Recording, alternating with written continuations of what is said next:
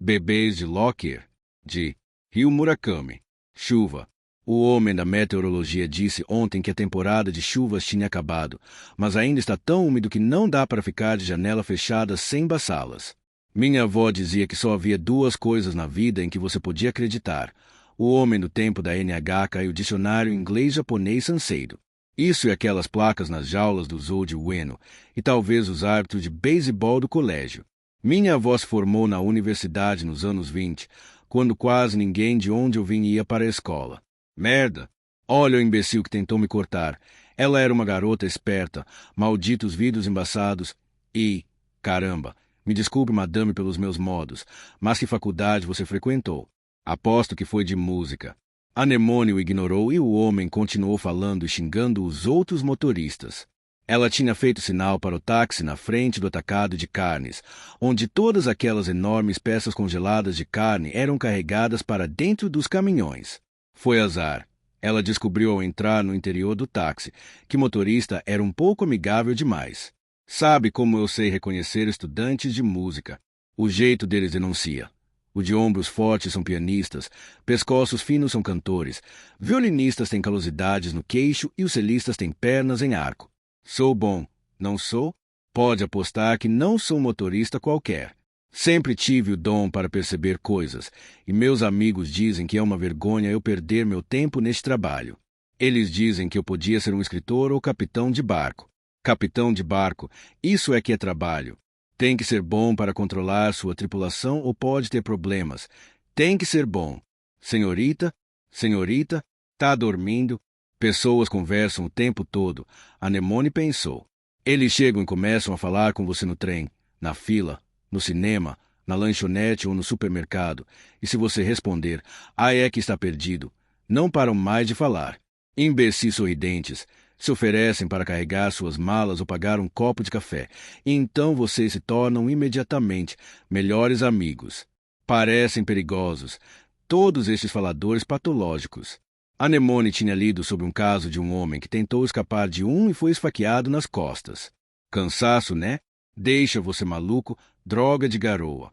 É ruim para os limpadores e pior para os motoristas. Mal dá para enxergar. A gente fica cego, né? É, cego. Você é bem calada, madame. Para onde quer ir mesmo? Você é tão calada que eu acabei esquecendo totalmente. Não é brincadeira, não. Não lembro mesmo. Vamos lá, madame. Me dá uma chance. Pedi olhando para trás, para Anemone.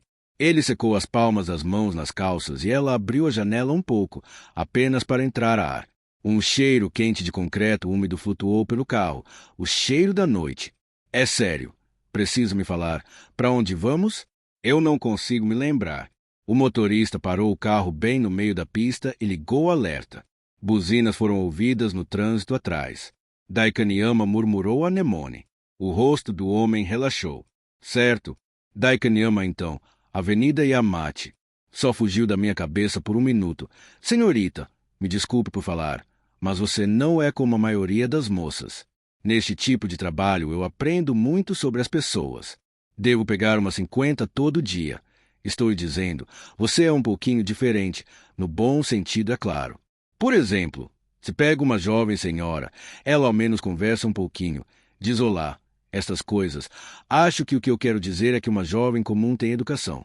Como quando eu disse para você, alguns minutos atrás, que estava chovendo, lembro que o odômetro marcava 70.092 quilômetros e o taxímetro 1.780 ienes.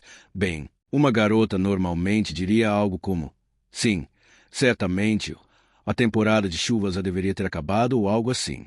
Pessoas sempre falam do tempo para começar uma conversa. São boas maneiras.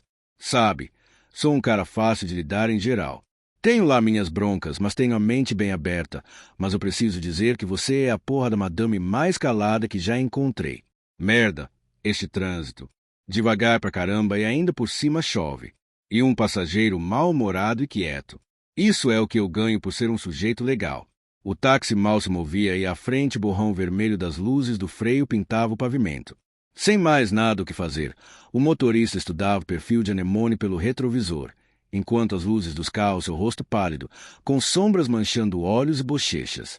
Ali a estrada começava a descer para uma parte de Tóquio popularmente chamada de Toxiton, cidade tóxica, uma área contaminada bem no centro da cidade. Há uns 5 anos atrás, pássaros e pequenos animais começaram a morrer nas vizinhanças. Testes revelaram um nível anormal de cloro no solo, o bastante para causar erupções na pele quando exposta ou danos ao fígado e aos nervos. Mulheres grávidas foram alertadas sobre o risco de aborto ou defeitos congênitos. Mas isso foi só. Nenhuma explicação foi dada de como o cloro chegou ao solo. Contudo, ocorreram várias especulações. Já que não havia uma fábrica na área, alguns disseram ter sido vazamento de algum caminhão. Houve uma conversa sobre derramamento, práticas legais de empresas de construção ou até mesmo alguma reação química natural e peculiar disparada pelas altas temperaturas do solo. De qualquer modo, qualquer que fosse a causa, não podia ser resolvida pelos meios habituais. Não era solúvel em água e era imune ao calor, e mesmo os micro-organismos desenvolvidos especialmente para se alimentar de dejetos eram inúteis. Ao final, o Departamento de Saúde Pública obteve subsídios para realocar os habitantes e toda daquela área foi isolada. O chão foi coberto de cimento, o perímetro cercado por arame farpado e guaritas de segurança. Havia 2 teorias que explicavam o nome Toxiton. Uma era simplesmente pelo perigo à saúde, a outra porque a área isolada tinha se tornado um reduto do crime, particularmente do tráfico de tóxicos. Os criminosos entravam e saíam de Toxiton. Apesar dos guardas que patrulhavam o local, os guardas carregavam lança-chamas para prevenir que qualquer coisa entrasse, principalmente vândalos tentando roubar alguma coisa. Já que as casas abandonadas permaneciam com seus pertences dentro, as autoridades temiam que a área fosse uma tentação para os desabrigados invasores de propriedades e anunciaram que os guardas tinham ordens para incinerar não apenas aquilo que estivesse contaminado, mas qualquer um que estivesse de posse de objetos contaminados. O alerta não teve muito efeito no tráfego que entrava e saía de Toxiton, já que o interesse das pessoas pelo novo território era precisamente por ser um lugar em Tóquio onde a polícia não possuía jurisdição. E uma vez que a área foi colonizada por gangsters e gigolos, outros tipos passaram a frequentar também, como vagabundos e andarilhos, pessoas mentalmente debilitadas, putas baratas, prostitutos, procurados pela justiça, degenerados e desajustados, que estabeleceram residência em Toxiton, e desta forma um tipo estranho de sociedade começou a formar-se. Ao fim, até a polícia aparentemente preferia olhar para o outro lado, agradecendo pelo inesperado resultado de tantos marginais em um só lugar. A taxa de criminalidade, particularmente crimes sexuais, caiu tremendamente em outras partes da cidade. Todos, de fato, não oficialmente é claro, estavam satisfeitos com a situação, exceto por um pequeno detalhe. A área delimitada por arame farpado ficava adjacente na sombra dos novos super-arranha-céus de West Shinjuku, como se a coroa na linha do horizonte da cidade estivesse colocada sobre o esgoto. É bom senso, o motorista estava dizendo. Use o seu bom senso, é o que sempre digo. Este pessoal todo que não tem bom senso, você pode levá-los para onde quiser e dar um jeito. Olhe para este engarrafamento, por exemplo. É claro que se todos em Tóquio quiserem ir para o mesmo lugar ao mesmo tempo, bem, vai terminar nisso. O que precisamos é que alguém apareça com alternativas, alguma coisa criativa. Deve haver muitos outros meios de se fazer isso, carros voadores ou estradas subterrâneas, ou outra coisa qualquer, e essa maldita chuva que não ajuda também. Perai! Porra! Espere aí! Ei, senhoria, é você, não é? Sim, é claro que é. Você é aquela do comercial de televisão, aquela que o shampoo cai nos olhos, que ficam vermelhos e você vira um coelho. Que merda! Como é que não vi isso antes? Uma modelo. A chuva começara a cair mais forte quando Toxiton surgiu à esquerda. Uma luz pálida banhava as guaritas e os carros blindados, iluminando uma placa onde se lia: área tóxica, mantenha-se afastado. O cenário brilhava como se grandes tiras de luz dos arranha-céus tivessem se destacado e iluminado a fortaleza de arame farpado. O motorista, que tinha se dado conta de possuir uma celebridade a bordo de seu carro, tornou-se ainda mais falante. Sabe quem você me lembra? Aquelas atrizes de antigamente de Hollywood, naquelas cenas debaixo d'água, onde piscavam para a câmera. Você tem os mesmos belos e enormes olhos. E então, caramba, que dia é hoje? Sexta. Eu devia saber. Semana passada, uma vidente leu minha sorte e disse que sexta eu encontraria uma pessoa que mudaria minha vida, alguém que mudaria meu futuro. É você. Hoje. E com certeza você tem cara de quem pode mudar a sorte de um cara. Que rosto! E que olhos! Como os olhos daquela boneca de plástico que minha irmã pequena brincava, que podia beber leite de verdade. Você tem arco-íris em suas pálpebras. Você sabe? É bonita mesmo. Todas aquelas cores nos seus olhos. Desculpe se estou falando loucuras, mas você tem um rosto que faz um cara ficar maluco. Mas todo mundo deve dizer isso para você.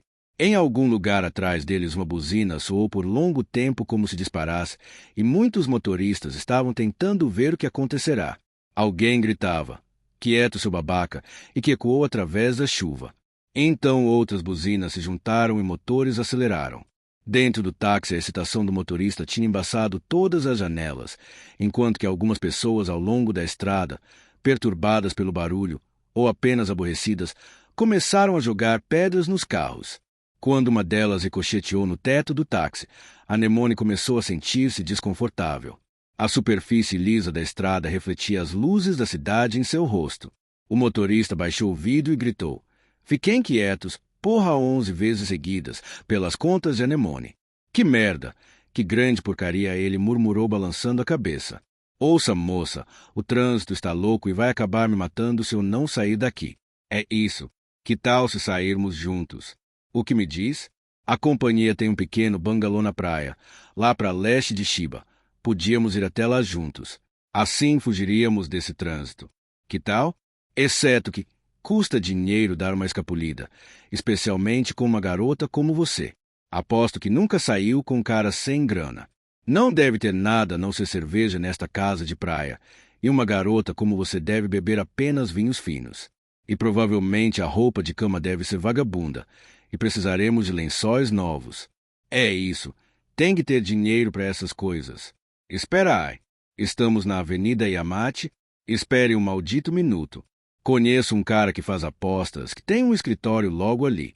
Tem me enrolado há anos, mas eu dou um jeito nele e conserto a situação. Se não se importarem ficar sentada aqui um pouquinho, vou lá e pego algum dinheiro, enquanto estiver por lá. Não vou me importar de enfiar uma faca naquele porco." Não demoro nem um minuto e saiu. O motorista tinha parado o carro em uma das pistas. Anemone, que mal ouvirá o que ele tinha dito, pensou que ele tinha ido comprar cigarros ou algo assim. Ela começava a se preocupar com seu embrulho de carne de cavalo e cabeças de galinha, que iria estragar se não colocasse logo na geladeira, e ignorou os insultos gritados pelos outros motoristas dos carros que precisavam se desviar do táxi que bloqueava a pista. Como o motorista não voltou em 5 minutos, Anemone ficou furiosa. Esfregando um círculo na janela embaçada, achou o soldado armado, bem ao lado do carro.